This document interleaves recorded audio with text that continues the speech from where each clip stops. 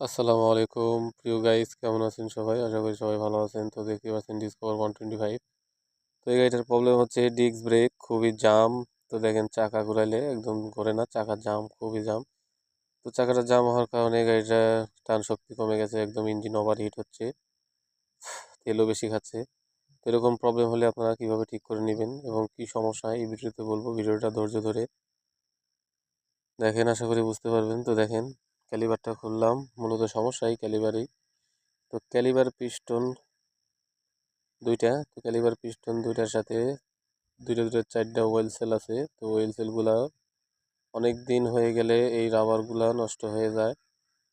দেখেন এই যে এই রাবারগুলো নষ্ট হয়ে যায়, খুলে আপনারা এটা চেঞ্জ করে দিবেন, নতুনটা লাগিয়ে দিবেন, তাহলে আপনাদের এই সমস্যা ঠিক হয়ে যাবে। তো আমার ভিডিওটা দেখেন, আশা করি বুঝতে পারবেন আমি কিভাবে খুলি এবং নতুনটা ফিটিং করি। আশা করি বুঝতে পারবেন।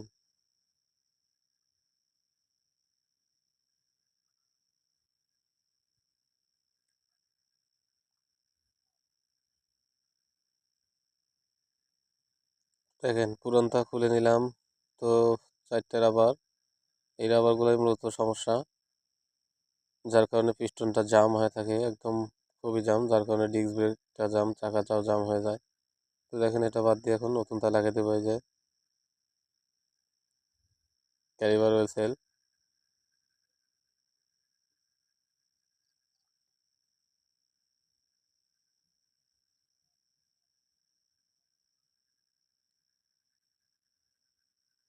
লাগানো ওয়েল সেল লাগানোর সময় অবশ্যই আপনারা ক্যালিবারটা ভালোভাবে ওয়াশ করে নেবেন, যেন ময়লা আবর্জনা না থাকে। ময়লা থাকলে আপনাদের ওয়েল সেলগুলা কেটে যাবে, দেখা যাবে যে আবারও সমস্যা দিবে।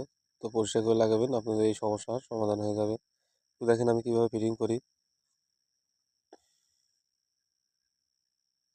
তো দেখেন ওয়েল সেল ফিটিং করা শেষ, এখন ক্যালিবার পিস্টন ফিটিং করে চাকা লাগে এবং দেখাবো কত সুন্দরভাবে চাকাটা ফ্রি হয়।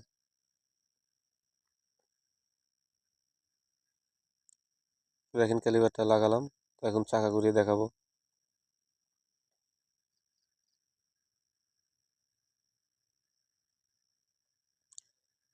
দেখেন কত সুন্দরভাবে চাকা ফ্রি হয়ে গেছে।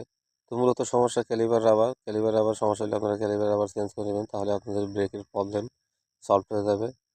সবাই ভালো থাকবেন, সুস্থ থাকবেন। ধন্যবাদ সবাইকে।